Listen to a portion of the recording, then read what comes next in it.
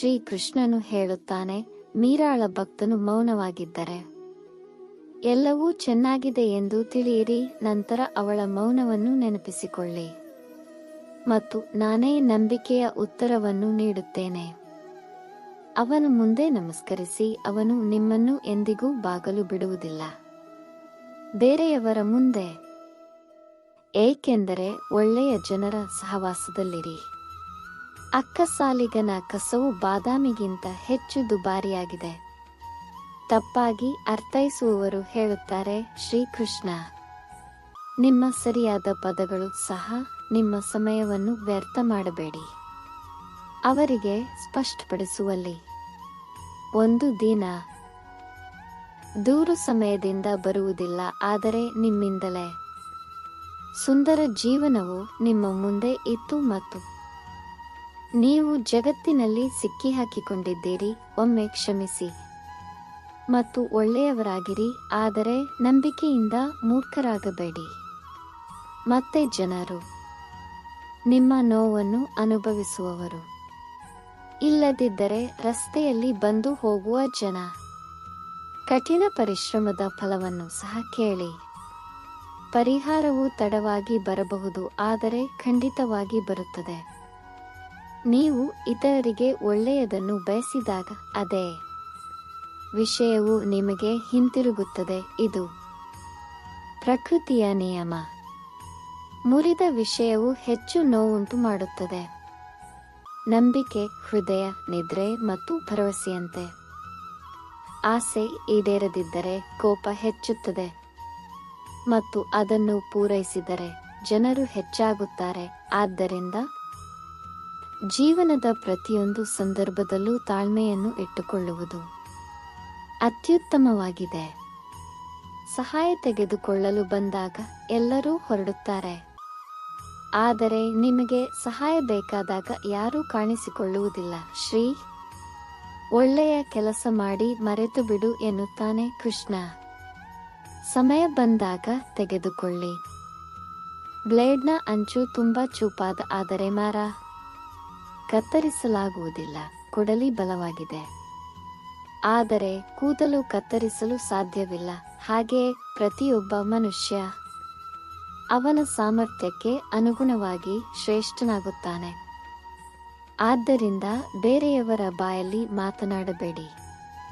ಅದು ತುಂಬಾ ಭಾರವಾಗಿರುತ್ತದೆ ಮತ್ತು ಜನರು ಆಗುತ್ತಾರೆ ಬಹಳ ಹಗುರ. ಪರಮಾತ್ಮನು ನಿನ್ನನ್ನು ಪ್ರೀತಿಸಿದಾಗ ಅವನು ನಿಮಗೆ ಒಳ್ಳೆಯದನ್ನು ಮಾಡುತ್ತಾನೆ ಮತ್ತು ತೆಗೆದುಹಾಕುತ್ತಾನೆ. ನಿಮಗೆ ಯೋಗ್ಯರಲ್ಲದ ಎಲ್ಲ ಜನರು ಎಂದಿಗೂ ಯಾರೊಂದಿಗಾದರೂ ನಿಮ್ಮ ಸಮಸ್ಯೆಗಳನ್ನು ಅರ್ಥ ಮಾಡಿಕೊಳ್ಳಲು ಪ್ರಯತ್ನಿಸಿ, ಏಕೆಂದರೆ 80% ಜನರು ನಿಮ್ಮ ಸಮಸ್ಯೆಗಳ ಬಗ್ಗೆ ಕಾಳಜಿ ವಹಿಸುವುದಿಲ್ಲ ಮತ್ತು ಉಳಿದ 20% ನಿಮಗೆ ಸಂತೋಷವಾಗುತ್ತದೆ. ಈ ಸಮಸ್ಯೆಗಳು ಯಾರಿಗಾದರೂ ಸಾಧ್ಯವಾಗದಿದ್ದರೆ ಶ್ರೀಕೃಷ್ಣ ಹೇಳುತ್ತಾನೆ, ನಿಮ್ಮ ಮೌಲ್ಯವನ್ನು ಅರ್ಥ ಮಾಡಿಕೊಳ್ಳಿ, ನಂತರ ನಿರಾಶೆಗೊಳ್ಳಬೇಡಿ. ಏಕೆಂದರೆ ಜಂಕ್ ವ್ಯಾಪಾರಿಗೆ ವಜ್ರದ ಮೌಲ್ಯ ತಿಳಿದಿಲ್ಲ. ಮೌನ ಮತ್ತು ನಗು 2 ಶಕ್ತಿಶಾಲಿ ಸಾಧನಗಳು. ಮೌನ ಅನೇಕ ಸಮಸ್ಯೆಗಳನ್ನು ಪರಿಹರಿಸಲು ಮತ್ತು ನಗುವ ಒಂದು ಮಾರ್ಗವಾಗಿದೆ. ಅನೇಕ ಸಮಸ್ಯೆಗಳನ್ನು ತಪ್ಪಿಸಲು ಒಂದು ಮಾರ್ಗವಾಗಿದೆ. ಯಾರು ಹಾಗೆ ತನ್ನನ್ನು ತಾನು ಬದಲಾಯಿಸಿಕೊಳ್ಳುತ್ತಾನೆ. ಕೆಲವು ಮಿತಿಗಳಿವೆ. ಜೀವನದಲ್ಲಿ ವ್ಯಕ್ತಿಯನ್ನು ಬದಲಾಯಿಸಲು ಒತ್ತಾಯಿಸುತ್ತದೆ. ಜೀವನವು ಒಮ್ಮೆ ಮಾತ್ರ ಲಭ್ಯ ಎಂದು ಹೇಳುವುದು ತಪ್ಪು. ಸಾವು ಮಾತ್ರ ಒಮ್ಮೆ ಲಭ್ಯವಿದೆ. ಜೀವನವು ಪ್ರತಿದಿನ ಲಭ್ಯವಿದೆ. ಶ್ರೀಕೃಷ್ಣ ಹೇಳುತ್ತಾನೆ, ಅವರು ನಿಮಗೆ ಏನು ಕೆಟ್ಟದ್ದನ್ನು ಮಾಡಲಿ, ಅಂತಹ ಸಣ್ಣ ಕೆಲಸಗಳನ್ನು ಸಣ್ಣ ಜನರು ಮಾತ್ರ ಮಾಡುತ್ತಾರೆ. ದ್ರೋಹವನ್ನು ನೀಡುವುದು ಕೇವಲ ದ್ರೋಹವಲ್ಲ, ಬೇರೆಯವರೊಂದಿಗೆ ಬೇರೆಯವರಂತೆ ನಟಿಸುವುದು ಕೂಡ ಒಂದು ದೊಡ್ಡ ದ್ರೋಹ. ಧೈರ್ಯ ಕಿತ್ತುಕೊಳ್ಳುವುದಿಲ್ಲ. ಸೋಲು ಮುಂದೆ ಹೋಗುವುದು ಇನ್ನೂ ಇದೆ. ನಿಮ್ಮಿಂದ ಸಾಧ್ಯವಿಲ್ಲ ಎಂದು ಹೇಳಿದವರು ನೀವು ಅವರನ್ನು ತಪ್ಪು ಎಂದು ಸಾಬೀತುಪಡಿಸಬೇಕು. ಶ್ರೀ ಕೃಷ್ಣ ಹೇಳುತ್ತಾನೆ, ನೀನು ಯಾರ ಕಡೆ ಇರಲಿ ಇಬ್ಬರು ವಿರೋಧಿಸುತ್ತಾರೆ, ನಿಮ್ಮನ್ನು ಕರೆಯುತ್ತಾರೆ, ಆದರೆ ಯಾರೂ ದೇಶದ್ರೋಹಿಗಳಾಗುವುದಿಲ್ಲ. ಸಂಬಂಧವು ತನ್ನ ಸ್ವಂತ ಇಚ್ಛೆಯಿಂದ ಸಂಪರ್ಕಿಸುವುದಿಲ್ಲ, ಏಕೆಂದರೆ ನೀವು ಯಾವಾಗ ಮತ್ತು ಎಲ್ಲಿ ಭೇಟಿಯಾಗಬೇಕು ಅದು ಉನ್ನತ ಅಧಿಕಾರದಿಂದ ನಿರ್ಧರಿಸಲಾಗಿದೆ. ಮಾತನಾಡುವವರು ಯೋಚಿಸದೆ ಮಾತನಾಡುತ್ತಾರೆ, ಆದರೆ ಕೇಳುಗನು ಏನು ಅನುಭವಿಸುತ್ತಾನೆ ಎಂದು ನೀವು ಎಂದಾದರೂ ಯೋಚಿಸಿದ್ದೀರಾ? ಬದುಕಲು ಮೌನ ಅಗತ್ಯ. ಯಾರೂ ಎಂದಿಗೂ ಸರಿಯಾಗಲು ಸಾಧ್ಯವಿಲ್ಲ ಎಂದು ಕೆಲವರು ಹೇಳುತ್ತಾರೆ. ಯಾರನ್ನಾದರೂ ವಂಚಿಸುವುದು ಒಣವಾಗಿದ್ದು ಅದನ್ನು ಬೇರೆಯವರು ಖಂಡಿತವಾಗಿ ತೀರಿಸುತ್ತಾರೆ. ತಾಳ್ಮೆ ಇರುವ ವ್ಯಕ್ತಿಯ ಶಕ್ತಿಯೊಂದಿಗೆ ಯಾರೂ ಸ್ಪರ್ಧಿಸಲು ಸಾಧ್ಯವಿಲ್ಲ. ಪ್ರತಿಯೊಬ್ಬರೂ ಹೋರಾಡುವ ಶಕ್ತಿಯನ್ನು ಹೊಂದಿದ್ದಾರೆ, ಆದರೆ ಕೆಲವರು ವಿಜಯವನ್ನು ಬಯಸುತ್ತಾರೆ, ಇತರರು ಸಂಬಂಧಗಳನ್ನು ಗೌರವಿಸುತ್ತಾರೆ.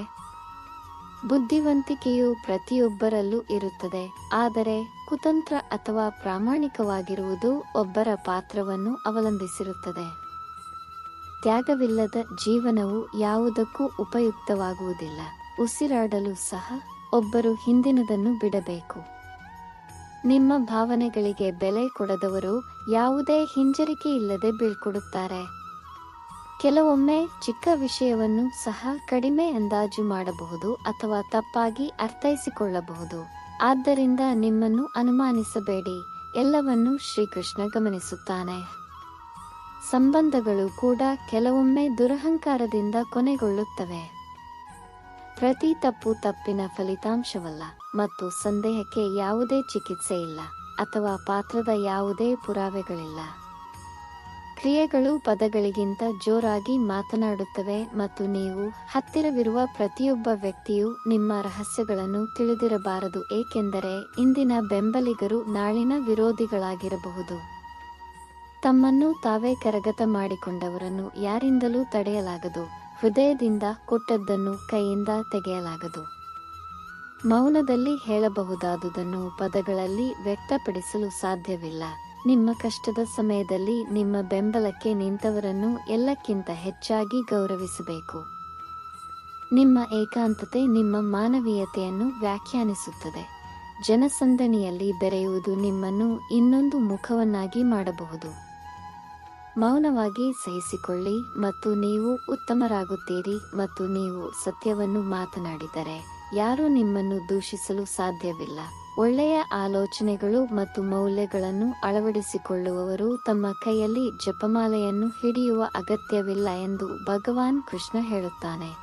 ನ್ಯಾಯದ ಸಮಯ ಬಂದಾಗ ಸಾಕ್ಷಿಗಳ ಅಗತ್ಯವಿಲ್ಲ. ಬಲವಂತದಿಂದ ಸಹಾಯ ಮಾಡಿದವರಿಗಿಂತ ನಿಮಗೆ ಅಗತ್ಯವಿರುವಾಗ ನಿಮ್ಮೊಂದಿಗೆ ಇದ್ದವರು ಹೆಚ್ಚು ಕೃತಜ್ಞತೆಗೆ ಅರ್ಹರು. ತಮ್ಮ ಪ್ರೀತಿ ಪಾತ್ರರಿಂದ ಸವಾಲುಗಳನ್ನು ಎದುರಿಸಿದಾಗ ವ್ಯಕ್ತಿಯ ವ್ಯಕ್ತಿತ್ವವು ಪರಿಷ್ಕರಿಸುತ್ತದೆ ಎಂಬುದು ನಿಜ.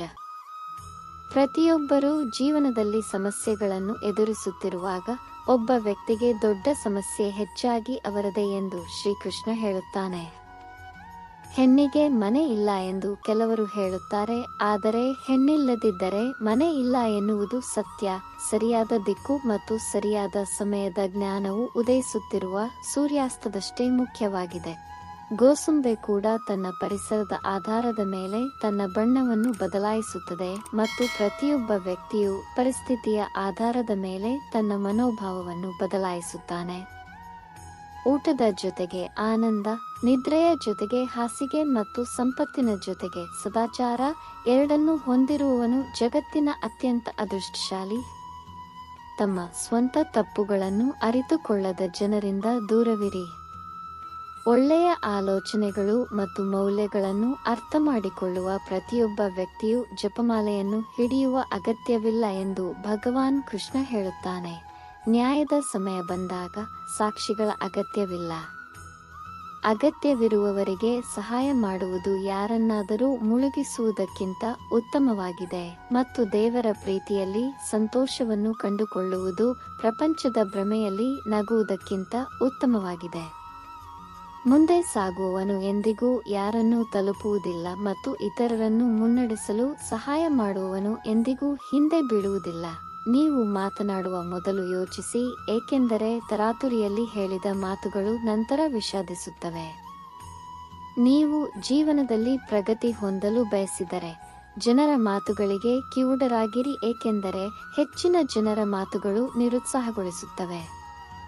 ನಿಮಗೆ ಯಾವುದೇ ಶತ್ರುಗಳಿಲ್ಲದಿದ್ದರೆ ನೀವು 2 ಹೆಜ್ಜೆ ಹಿಂದೆ ಇದ್ದೀರಿ ಎಂದರ್ಥ, ಏಕೆಂದರೆ ಕೆಲವೊಮ್ಮೆ ನೀವು ಮಾತನಾಡುವುದು ಅತ್ಯಗತ್ಯವಾಗಿರುವ ಸ್ಥಳವನ್ನು ಬಿಡಬೇಕಾಗುತ್ತದೆ. ಯಾರಾದರೂ ಸಂಕಟದಲ್ಲಿ ಸಲಹೆ ಕೇಳಿದರೆ ಅದನ್ನು ಸಹಾಯದೊಂದಿಗೆ ನೀಡಿ, ಏಕೆಂದರೆ ಸಲಹೆ ತಪ್ಪಾಗಿರಬಹುದು ಆದರೆ ಸಹಾಯ ಎಂದಿಗೂ ಸಾಧ್ಯವಿಲ್ಲ. ಯಾರಾದರೂ ನಿಮ್ಮನ್ನು ಏನನ್ನಾದರೂ ಕೇಳಿದರೆ ಅದನ್ನು ನೀಡಿ, ಏಕೆಂದರೆ ದೇವರು ನಿಮ್ಮನ್ನು ಕೊಡುವ ವರ್ಗದಲ್ಲಿ ಇರಿಸಿದ್ದಾನೆ, ಕೇಳುವವರಲ್ಲಿ ಅಲ್ಲ. ತಮ್ಮ ಪ್ರೀತಿ ಪಾತ್ರರಿಂದ ಸವಾಲುಗಳನ್ನು ಎದುರಿಸಿದಾಗ ವ್ಯಕ್ತಿಯ ವ್ಯಕ್ತಿತ್ವವು ಪರಿಷ್ಕರಿಸುತ್ತದೆ ಎಂಬುದು ನಿಜ. ಪ್ರತಿಯೊಬ್ಬರೂ ಜೀವನದಲ್ಲಿ ಸಮಸ್ಯೆಗಳನ್ನು ಎದುರಿಸುತ್ತಾರೆ ಎಂದು ಭಗವಾನ್ ಕೃಷ್ಣ ಹೇಳುತ್ತಾನೆ. ಆದರೆ ಒಬ್ಬ ವ್ಯಕ್ತಿಗೆ ದೊಡ್ಡ ಮತ್ತು ಅತ್ಯಂತ ಮಹತ್ವದ ಸಮಸ್ಯೆ ಸ್ವತಃ ಆಗಿರುತ್ತದೆ. ಹೆಣ್ಣಿಗೆ ಮನೆ ಇಲ್ಲ ಎಂದು ಕೆಲವರು ಹೇಳುತ್ತಾರೆ, ಆದರೆ ಹೆಣ್ಣಿಲ್ಲದಿದ್ದರೆ ಮನೆ ಇಲ್ಲ ಎನ್ನುವುದು ಸತ್ಯ. ಸರಿಯಾದ ದಿಕ್ಕು ಮತ್ತು ಸರಿಯಾದ ಸಮಯದ ಜ್ಞಾನವು ಉದಯಿಸುತ್ತಿರುವ ಸೂರ್ಯಾಸ್ತದಷ್ಟೇ ಮುಖ್ಯವಾಗಿದೆ. ಗೋಸುಂಬೆ ಕೂಡ ತನ್ನ ಪರಿಸರದ ಆಧಾರದ ಮೇಲೆ ತನ್ನ ಬಣ್ಣವನ್ನು ಬದಲಾಯಿಸುತ್ತದೆ ಮತ್ತು ಪ್ರತಿಯೊಬ್ಬ ವ್ಯಕ್ತಿಯು ಪರಿಸ್ಥಿತಿಯ ಆಧಾರದ ಮೇಲೆ ತನ್ನ ಮನೋಭಾವವನ್ನು ಬದಲಾಯಿಸುತ್ತಾನೆ.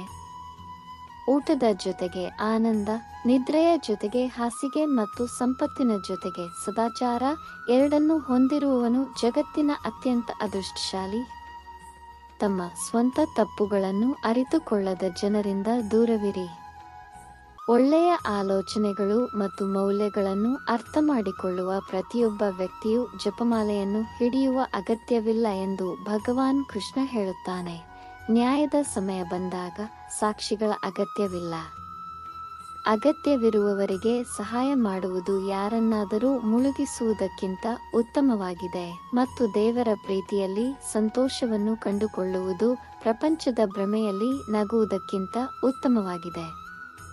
ಮುಂದೆ ಸಾಗುವವನು ಎಂದಿಗೂ ಯಾರನ್ನೂ ತಲುಪುವುದಿಲ್ಲ ಮತ್ತು ಇತರರನ್ನು ಮುನ್ನಡೆಸಲು ಸಹಾಯ ಮಾಡುವವನು ಎಂದಿಗೂ ಹಿಂದೆ ಬೀಳುವುದಿಲ್ಲ.